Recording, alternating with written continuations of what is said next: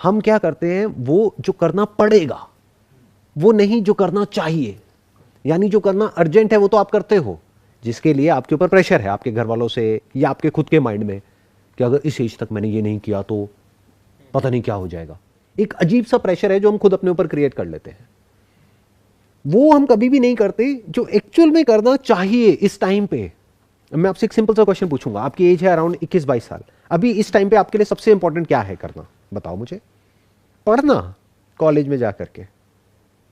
आप कह तो रहे हो नहीं, बट वही तो आप कर रहे हो सारे के सारे।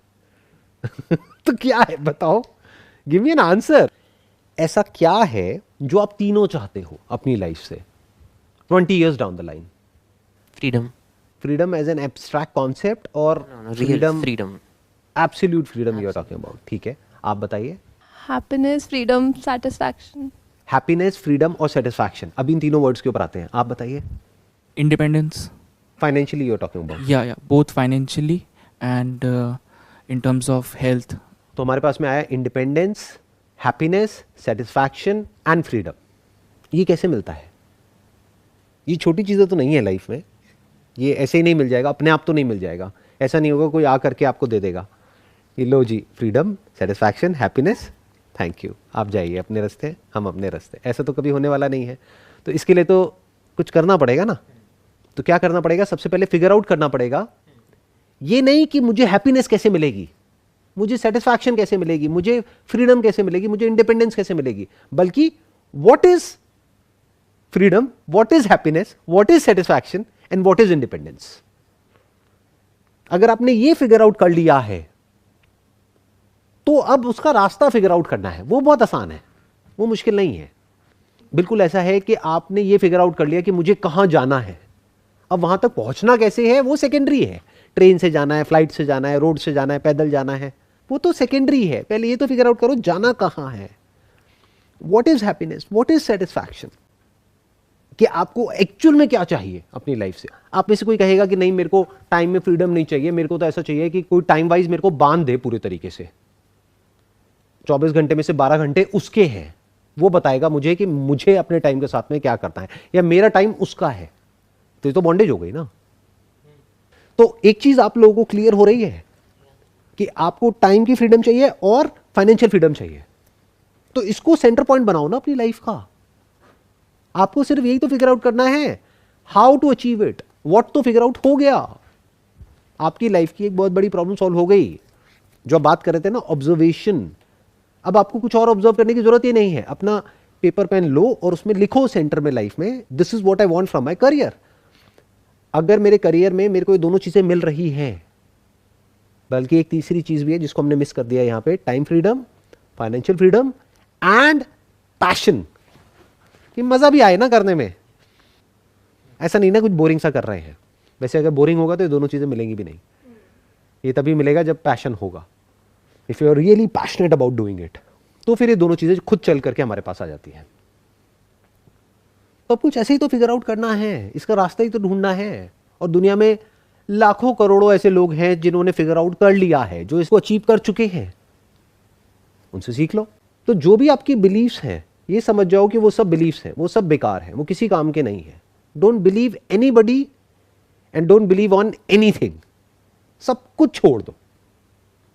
और इसलिए नहीं कि मैं कह रहा हूं कि सब कुछ छोड़ दो, क्योंकि उसमें एक्चुअल में कुछ नहीं पड़ा है, वो तो सेकेंड हैंड नॉलेज है।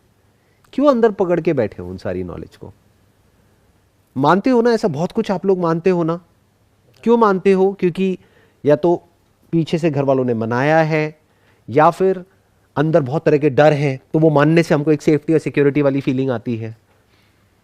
कुछ भी मत मानो, ये तक मत मानो कि लाइफ बहुत अच्छी है। अच्छी नहीं है। लाइफ की एक दूसरी साइड देखो, जाओ किसी हॉस्पिटल में जाकर के देखो लाइफ कैसी है। तो कुछ भी मत मानो, एज इट इज देखो लाइफ को, ऑब्जर्व करो।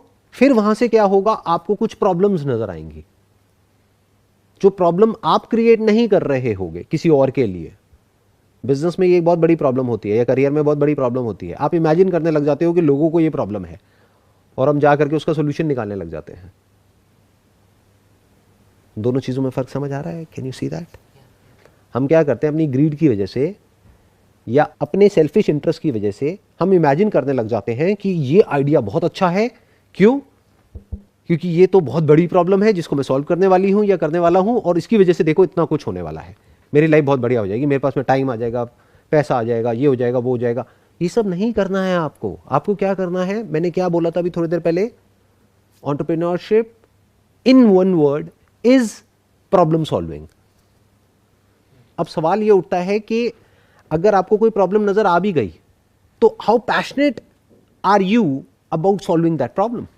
अब वहां पे वन पॉइंटेड फोकस चाहिए कि 24 घंटे दिमाग में और कुछ नहीं आना चाहिए, बिकॉज अगर कुछ और आया तो अब वो इंटेंसिटी नहीं आएगी आपके अंदर उस प्रॉब्लम को सॉल्व करने के लिए, और फिर आपको ये टाइम फ्रीडम और फाइनेंशियल फ्रीडम की बातें तो होंगी, एक्चुअल में कुछ भी अचीव नहीं हो पाएगा।